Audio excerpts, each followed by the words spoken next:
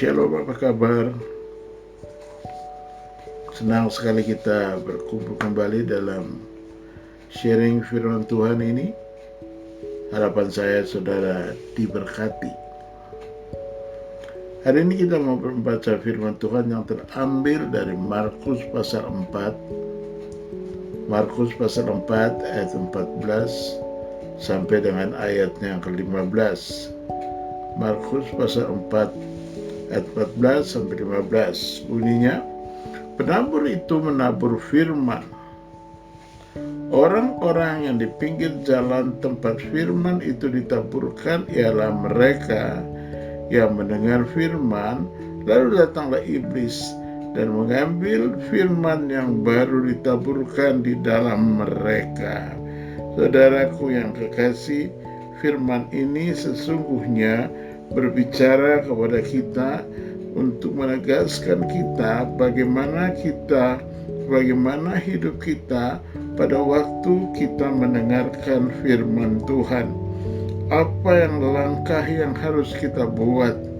Langkah apa atau tanggung jawab apa yang harus kita buat? Kalau saya beri judul dalam firman Tuhan ini, judulnya harta terpendam. Tepat sekarang pada saat ini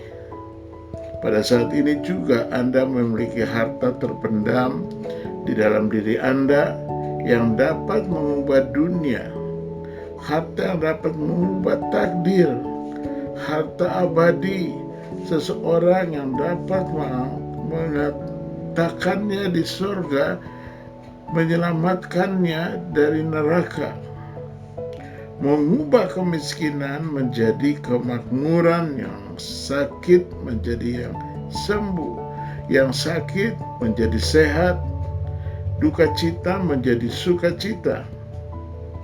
Nah, jangan simpan itu lagi dalam diri Anda sendiri. Tanamkanlah itu kemanapun Anda pergi. Bagaimana caranya?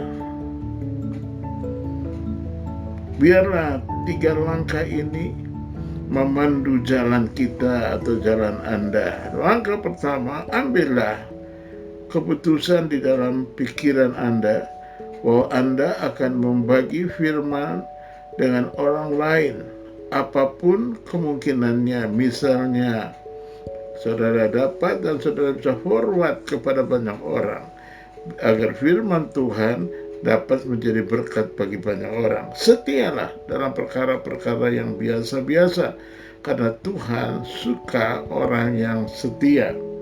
Kedua, siapkanlah diri Anda. Luangkan waktu untuk merenungkan firman Tuhan. Merenungkan firman Tuhan setiap hari.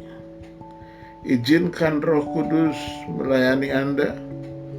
Ini akan memudahkan Anda mendengar suara Tuhan.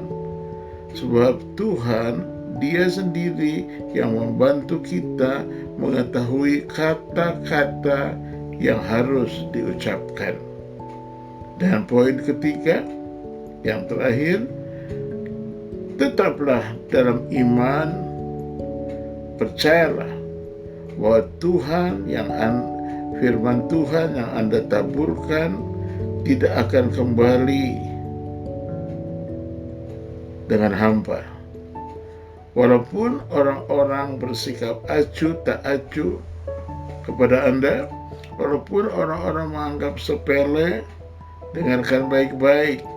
Iman Anda harus tetap kuat, karena ketaatan kita harus melewati hal-hal jika kita akan diremehkan.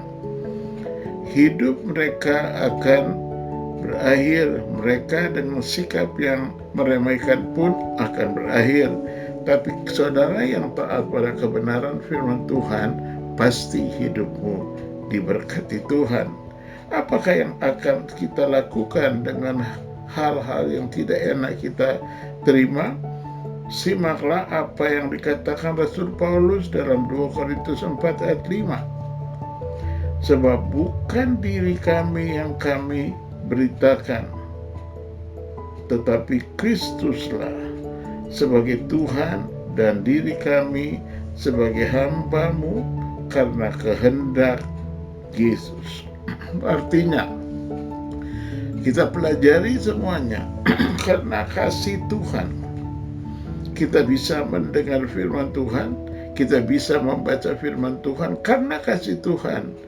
Kita bisa bercerita kepada orang lain, itu disebut harta terpendam. Sesungguhnya kita semua punya harta terpendam. Tetapi bagaimana kita? Tergantung kita mau membaginya atau kita mau menikmatinya seorang diri. Yang Tuhan kehendaki adalah kita membagikan firman Tuhan agar sekeliling kita menikmati kebaikan Tuhan.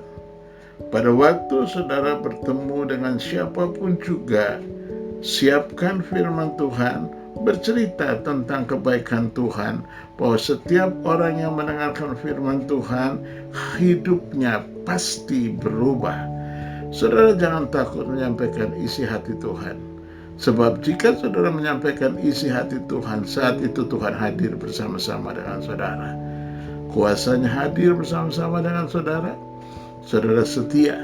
Karena yang Tuhan mau kita setia, perkara kecil, maka perkara besar menyusul dalam kehidupan kita. Jangan pernah bimbang. Jangan pernah ragu.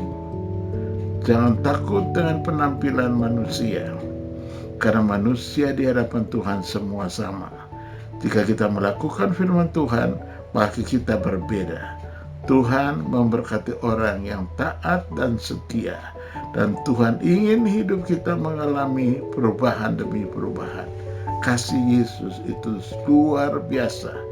Tinggal tetap setia pada Tuhan Yesus. Karena Tuhan Yesus tidak pernah berubah setia. Tuhan Yesus memberkati.